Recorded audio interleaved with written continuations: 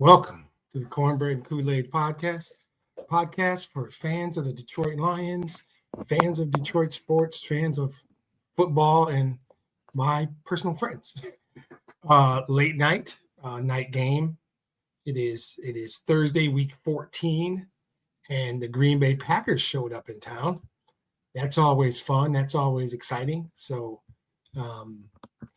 we're generally on these later shows, we blow right through it, right? I'll hit a little bit about the game, hit a little bit on a topic of my choosing, and fair warning for those of you who are not fans of number 16, tonight's topic is Jared Goff. And then we'll take 3 questions.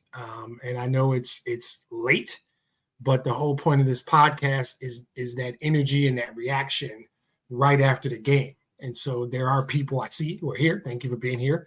Thumbs up are good, likes, shares, whatever you do for positive vibes for a podcast. I appreciate it. And obviously I still have energy. It's late for everybody. But so tonight is like, there's a lot of places I want to go.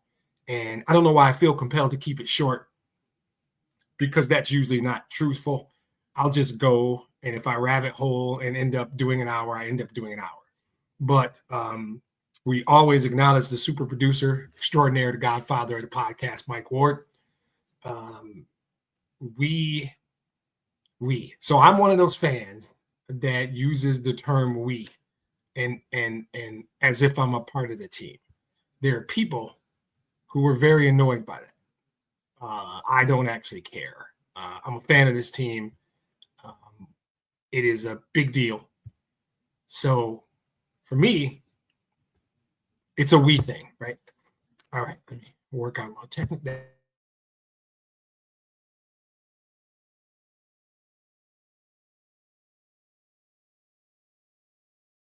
Last second field goal. Okay, we're a little glitchy, but we'll figure it out. Lions went on a last second field goal, 34-31. It was a game that had a little bit of everything. But sometimes I look at it, and as we talked about last week, we never apologize for a win. So let's jump right in. I think that Jared Goff threw one bad pass, costly. I think there were a couple of drops. I saw Laporta had a drop. St. Brown had a drop. Hurt. Dan Campbell made a really bad coaching decision. I'm not going to harp on it as much as other people. I'll leave that for the guys on the radio in the afternoon tomorrow. It not because it didn't cost us, but I'll get into more of that in a minute. At the end of the day, we won the game. The Lions get the win. They're 12-1. I don't know how to come onto this podcast and be angry and win against a good team. So you're either in a camp where Green Bay wasn't that good, so this win doesn't mean anything, or Green Bay is good, and now we've beaten them twice, and we're 12-1. So I don't know what you might want. But as far as the game, I like the first drive. I thought it was a good statement kind of drive. 11 plays, 70 yards or something like that. I thought that was good. I liked that Jamal Adams was on the field. He's only going to get better. I liked that there were guys whose names I was calling. As we go through this game, Zeke Turner made a big play. Pat O'Connor made a play. Broderick Martin made a play. And there are people who have been waiting for a Broderick Martin sighting. There's an importance to this game that, we weren't 100% on defense. We all know that. We know the list of injuries. We know all the people. And we still got a big win. And that win now with the 10 days until Buffalo, there will be guys coming back. And it's almost like over the next 5 or 6 weeks, we're going to be adding really good players. There'll be Pascal's going to be back. Levi's going to be back. Reader's going to be back. At some point, Anzalone's going to come back. Got Carlton Davis back today, which is great. Decker's going to come back at some point. Hopefully, Aleem is okay. He missed the bulk of the game with a concussion. Hopefully, that's short term, right? There is something that we have to acknowledge when your team, not at full strength, doesn't play their best game. I mentioned the bad throw by Goff, the couple of drops, the bad coaching, and you still win versus a team that everybody said you probably wouldn't win and people calling the radio station said you needed a loss. I don't get any of that because I'm enjoying the journey, and every game I want them to win. So by the time we get around the game time, I wasn't really nervous, right? I thought it's going to take a really good effort based on the players you have on the field to get this win. And what I am learning is that this is a different thing. This organization is on a different level. It is operating on a different level, right? I talked to my good friend James Moten earlier today, right? And he was borderline pissed off about kind of the things he's hearing on the radio, people predicting they're going to lose, people almost wanting them to lose for, I told him, I said, James, it's just PTSD, right? That's what it is.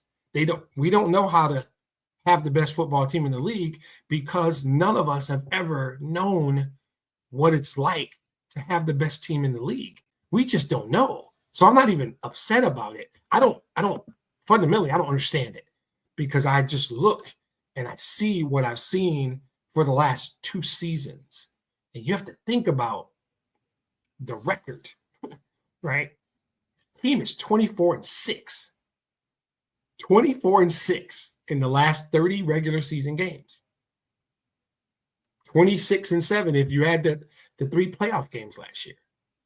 This is just the best team in football. And I wish I had some more creative way to entertain people who were doing me the pleasure of watching my podcast at like midnight. The simple fact is the Detroit Lions are the best team in football. I don't know. They overcome the huge mistake by Goff. They overcome drops. They overcome a reckless coaching decision, right? You got to punt that. We're leading time. You can say, I trust my offense, but I would rather you trust your defense, even as I'm listing all the guys that are gone. So I kind of get it. And they're going to hammer him tomorrow. Even though they've won, he's going to get it, right? As when my sister used to snitch on my brother and I, you're going to get it, right? He's going to get it tomorrow. I know that, and that's fine. But from the game, I guess I don't need to do a whole lot on it. It's a win, number one, against a 9-3 team that came in 9-3, a team that some people said tonight were better than us. Like at this moment was better. I am so tired of hearing that Jordan Love's better than Jared Goff. I'm done. I'm tired, right? And there's people, and I hope you don't mind. I am so okay. Take out Mahomes, take out Joe Burrow, take out Lamar Jackson. And there's a comment section. Feel free to tell me where I'm wrong. Name them. I'll debate you anybody. I'll debate whoever you want. Not name Mahomes, Burrow, or Lamar Jackson. I'll debate you Justin Herbert. I'll debate you Jalen Hurts. I'll damn sure debate you Jordan Love. Why? If this guy, by the way, Jarrett was 10 for 10 in the fourth quarter. So we're talking clutch. The dude is clutch. He was 32 of 41, 283, 3 touchdowns, and the 1 bad throw. What are the metrics you want to use? Because I am starting to get pissed off about this. Jared Goff is an average quarterback. Jared Goff is a civilian. This stuff is pissing me off. I'm sorry. All he does, homage to DJ Khaled, all he does is win. It's all he does is win. So what's the metric? If it's not winning football games, what's the metric? Is it QBR? Look at the numbers. Is it touchdown interception ratio? Is it completion percentage? What's the metric? Why? Oh, it might be rushing yards, and that's why he's just average. That's why he's the 10th best quarter. If you take out, I'm sorry, Josh Allen, I forgot Josh Allen. Burrow, Mahomes, Lamar, and Josh Allen. That's it. I'm not giving you anybody else. I'm open to the debate now, right now, live on the feed. I'm open to the debate offline via email, via carrier pigeon, however you want to communicate with me. Tell me a quarterback outside of the 4 I just named that right now is, forget right now, the last 30 games. Like the end of 2 years ago, all of last year and this year. Who's better? And if you do it, like I work in statistics, if you really want to understand it, you take out the best or you take out the worst. So I'll let you take out, I don't know, Dallas, or maybe it was a game last year, Denver, maybe he threw 5 touchdowns. Take out Denver last fall, take out Houston this year, and then run the numbers and get back to me. Because as a fan, I'm tired of narratives. And I was talking about my friend James earlier. James say, what? James and I struggle with the narratives, right? And I said, I don't know. I know I'm tired of the narrative that Jared Goff's not a very good to great quarterback. I don't know why I feel comfortable saying that Jared Goff's a very good quarterback. I feel comfortable saying he's great. I feel comfortable saying he's top 5 because I like Jalen Hurts. But if I was starting a team, and I know, it's Ben Johnson, it's the offensive line, it's the running game. We will say anything other than Jared Goff's a great quarterback. And I'm getting tired of that. Good win tonight when your team's not playing well and your quarterback just goes 10 for 10 in the fourth quarter, drives you down, gets the win. I'm tired of apologizing for the jersey hanging behind me, right? Because I've heard that. I get that. All right, enough of that. Big win, 12-1, 4 games left. I guess, Buffalo's a big game. Shocked they didn't flex that to Monday night, but it's a Sunday afternoon, late afternoon game. It'll be a big deal. It's going to get if Buffalo does their work this weekend, that's going to be game of the century like tonight was. Tonight's game lived up to its billing. I think that if you really understood what the Lions were missing on defense, you would be more impressed. I am. I told somebody, you get this one and you get the long break to bring some guys back. I feel better about Buffalo. And then Chicago, San Francisco, don't worry me. And I'm not really doing the look ahead. I think I did the look ahead last week or 2 weeks ago. Just Buffalo. I'm looking forward to the Buffalo game. I think they'll be a little healthier on defense. They get Decker back. They'll be healthier on offense. I'm looking forward to the Buffalo game. I think that this is the best team in the league. I know I laugh when I say it, which might suggest I don't really mean it, but that's not true. I believe they find ways to win in every condition against any team with whoever they have on the field.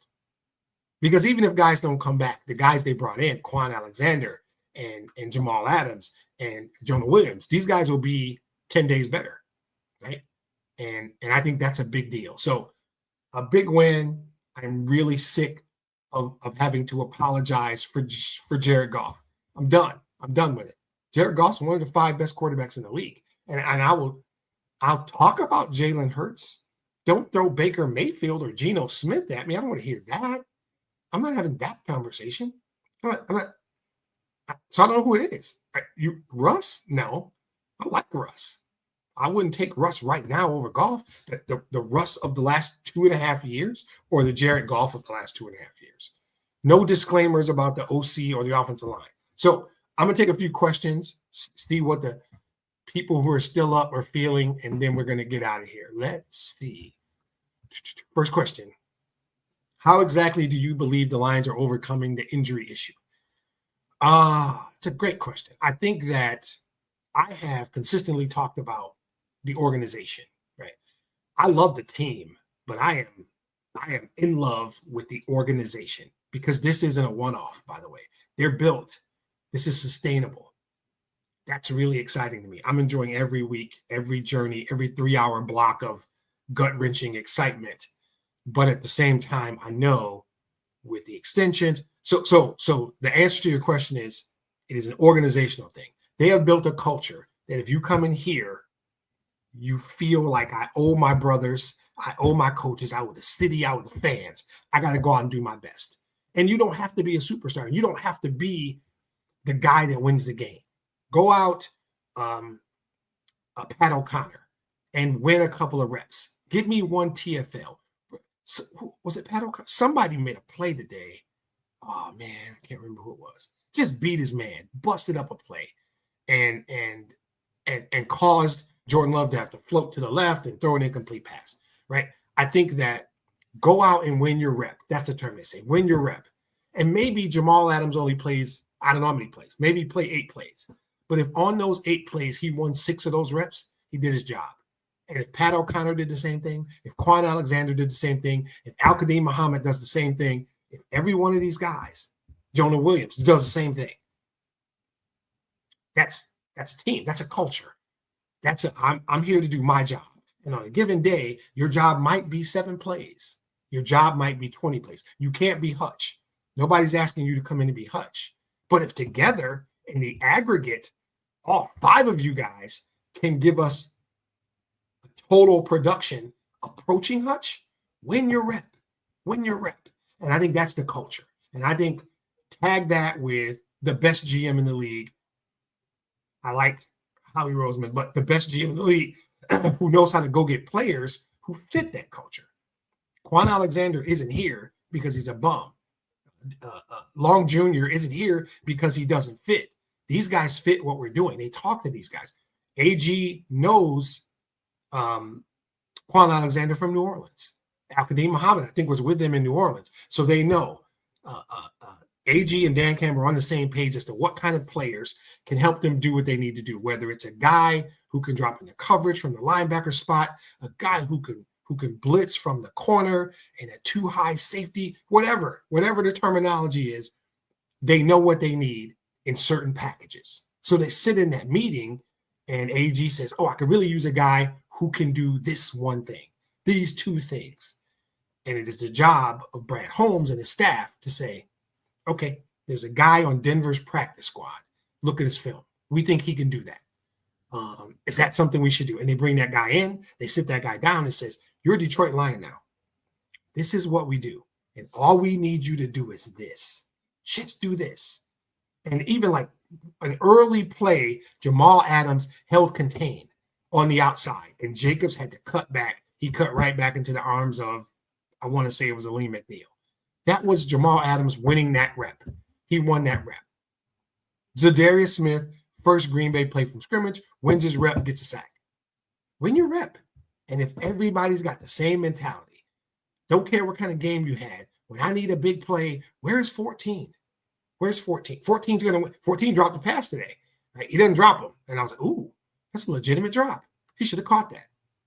When it mattered, how about Tim Patrick, a guy that Brad Holmes signed?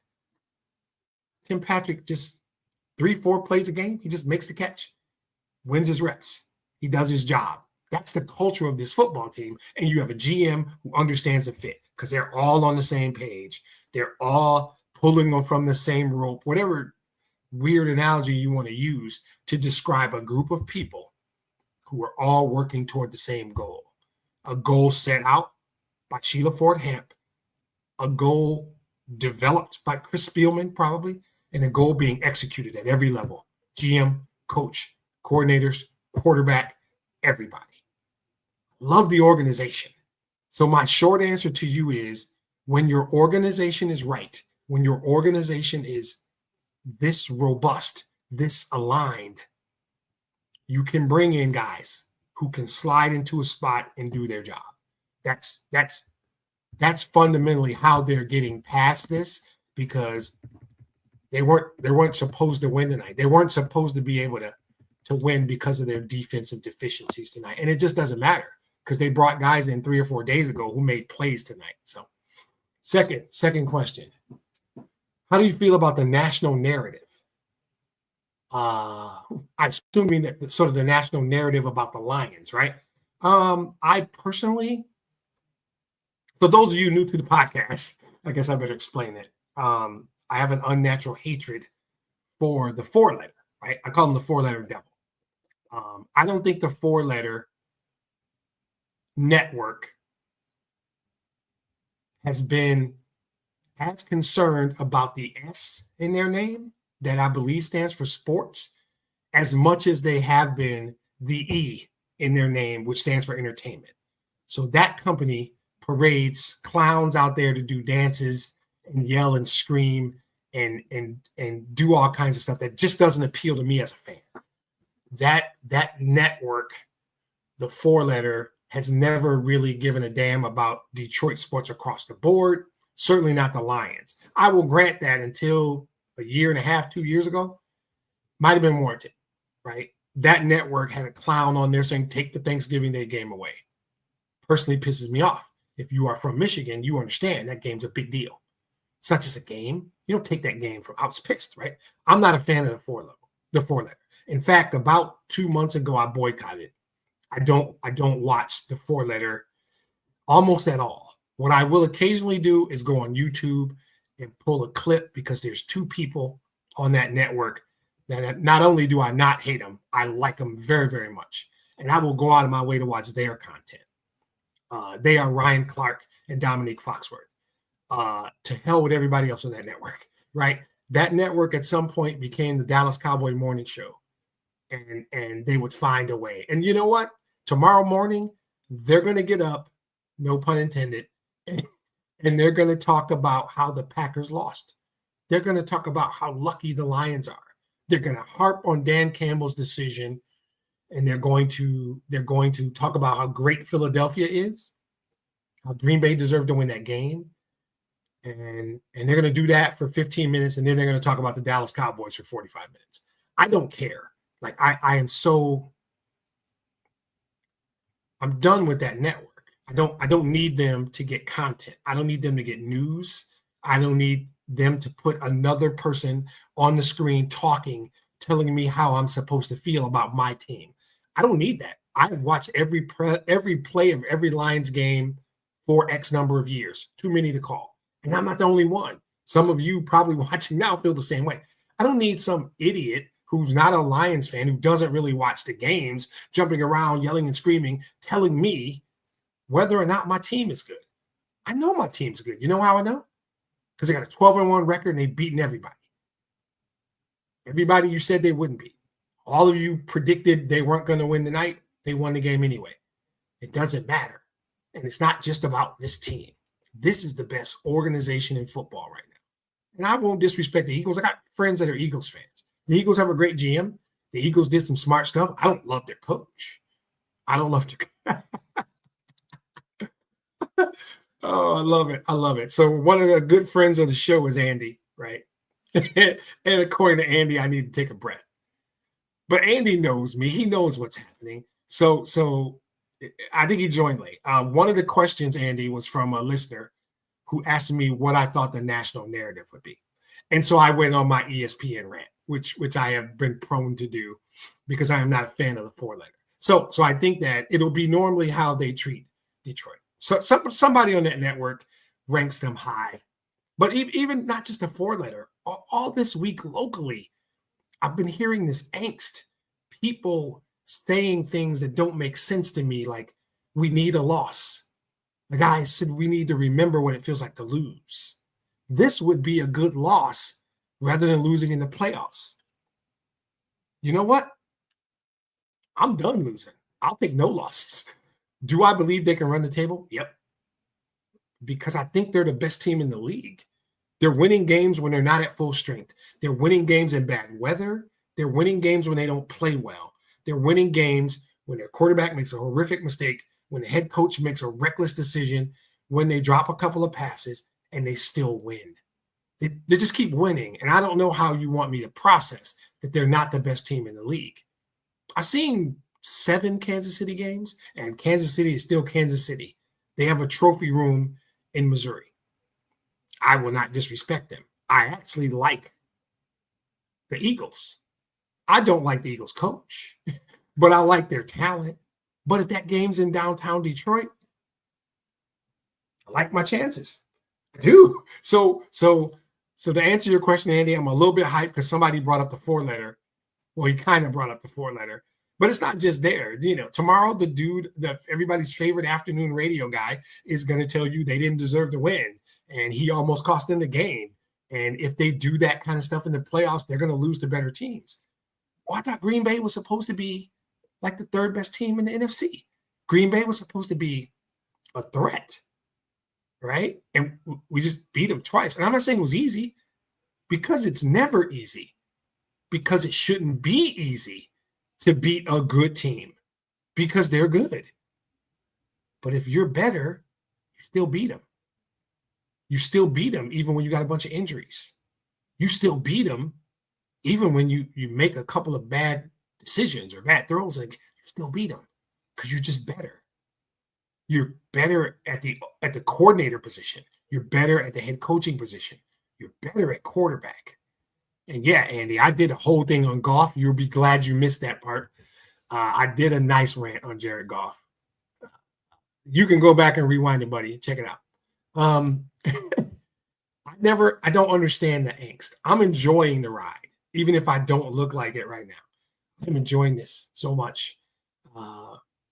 Winning on the last second field goal or winning 52-6, they're both exactly the same because we won, right? So to answer your question, I don't care about the narrative, not the national narrative. I don't care about the local narrative. I know, and that's why the podcast is titled what it's titled. I know who I am. I know how I think. And I have a degree of quality, data-driven decisions. I have a degree of cornbread and Kool-Aid. I am unapologetically a Jared Goff fan. I will not apologize to Andy, who I actually like, because all he does is win. Right? So if you guys tell me the metric, I'll listen. If you guys tell me why I should be worried about Chicago or San Francisco or even Minnesota, I guess I'll listen. But my team just keeps winning, and that's not making me any more scared or it's emboldening me to continue to get on this podcast and say, we root for the best team in football. We root for the best team in football. We have never been able to say that, ever, right? So we got 10 days off. We get Buffalo, and we get to show, okay. All right, last one. How do you defend Dan Campbell's reckless coaching decisions? Decisions, plural. So the answer is I don't. This is how I look at it. It goes to a lot of what I just said. I have enough data points on Dan Campbell that I know who he is. And so I could use 15 analogies. If you live in the Midwest and you're surprised that it's snowing in December, I don't get that. No matter. And I grew up in Michigan. I lived in Cleveland, Milwaukee, Chicago. For me to wake up in mid-December, go, holy crap, it's snowing. Why is it snowing? No, don't do that. If you drink 5 margaritas and you wake up the next morning and you're not quite right, what's the surprise? What do you made a set of decisions. You're consistent with those decisions.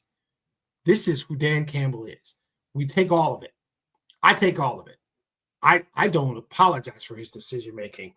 I believe that he is a type of person, and that type of person that he is has helped us win a lot of games.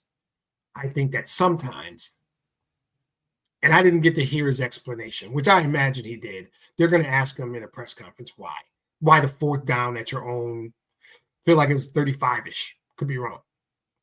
Up 3, I think it's 24-21 at the time, and he could have punted. But I feel like he's going to say, I trusted my players, because that's what he always says, right? And I believe he genuinely believes that. He genuinely feels that. I don't think it's a lie. I don't think it's coach speak. I think in his mind, and Green Bay played well, especially against the run, despite the fact that I think Gibbs and Montgomery both scored. They made some plays. They were scheming. They were scheming up well. And I don't think it matters. We put up 34 points. We got the win. How we get there, once we're there, it matters to me less and less how we get there. So I will not jump on the bandwagon that says he almost cost us the game. Because I could say the same thing about Jared Goff in that throw. I'd probably say Laporta's catch, I feel like, was a big 3rd down drop or a long. And there's plays in the first quarter you can say that about. I wish he hadn't done it. I wouldn't have done it. I'm not going to defend Dan Campbell doing it because that's who he is. That's who he's always been. And I'm not just saying that because it worked out. Had they lost the game, I would have come on this podcast and said, that's who he is. It doesn't surprise me. And there's no point in getting mad about it because he's going to do it next week or the week after and the week after.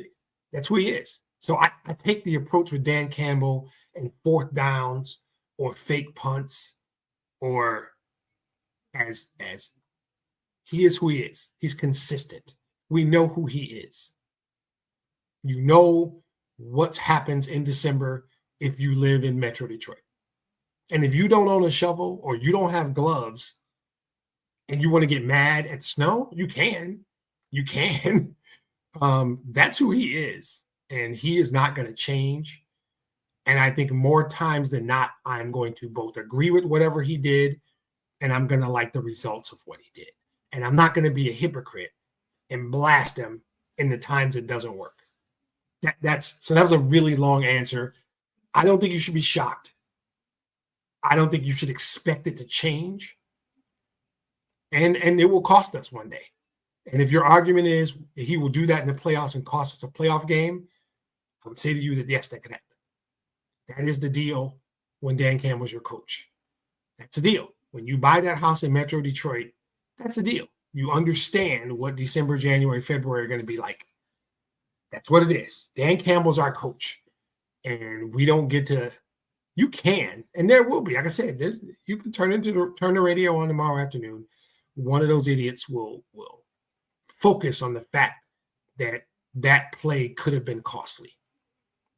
I will call and say they're 12-1, shut up. So that's where I am in general. I'm happier with where the organization is. I love where the team is. I'm going to be happier as guys come back. And I think that the guys they acquired will get more reps in practice. I think they're going to get back. I'm going to welcome in my good friend Art, who said quite simply, he's crazy. He gambles too much. So I'm going to go a little bit more on this because I would say to you that Art and I disagree very rarely. Very rarely. He's crazy.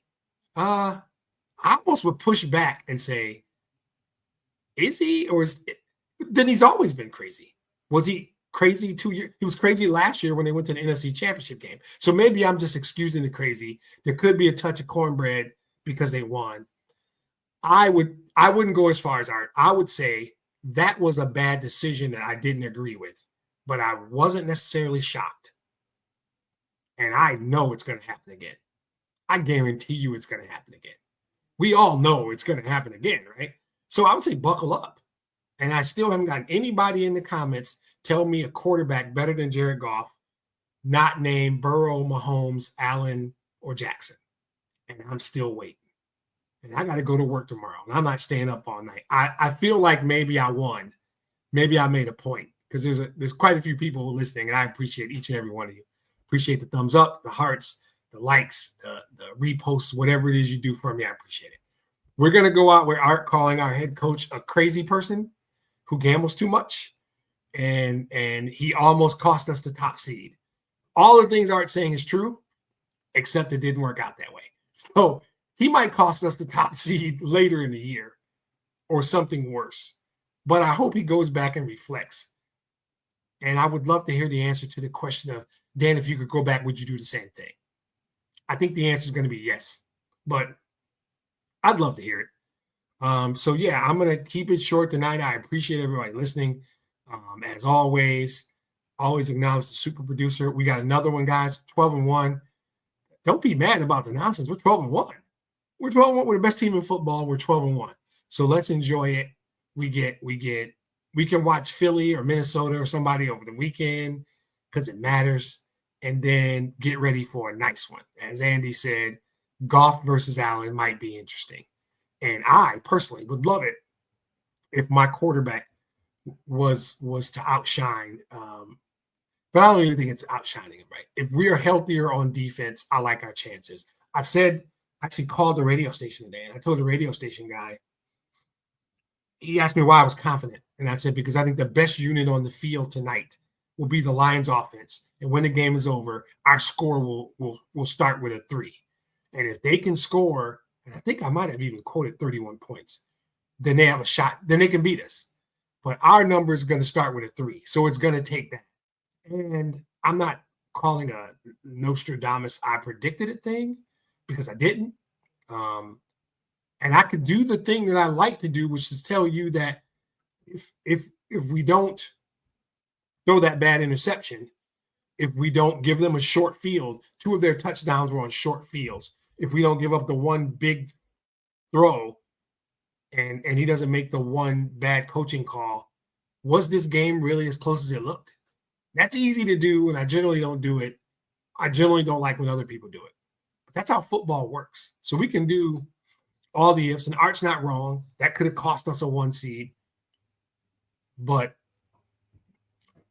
Kirby Joseph could have been over in coverage and helped out Carlton Davis like I believe he should have been. Laporta could have caught that pass. St. Brown could have caught a pass. Goff could have not made that throw. There's a bunch of stuff that could have happened. That game could have been a bigger spread, right?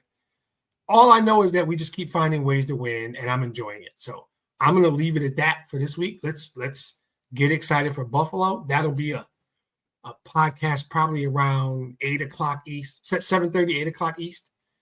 I hope you come back and join me. I hope you enjoyed tonight. I'm still not clear of this sinus thing, but we made it through. 12-1. I don't know what else to tell you. Just enjoy it. I say it every week, and I'm going to keep saying it. Enjoy the ride. We all know where we want this to end, but enjoy the ride because that was a good football game, and our team won. That's pretty damn nice.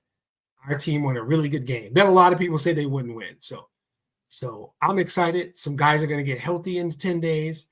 I think we're going to be ready. I think the crowd's going to be hyped like they always are. And I'm ready for Buffalo. Let's bring somebody else in. Let's knock another one down. So appreciate everybody. Art, Andy, everybody listening. Appreciate you guys. Let's do this again in 10 days. Everybody have a good night, and we'll see you next time.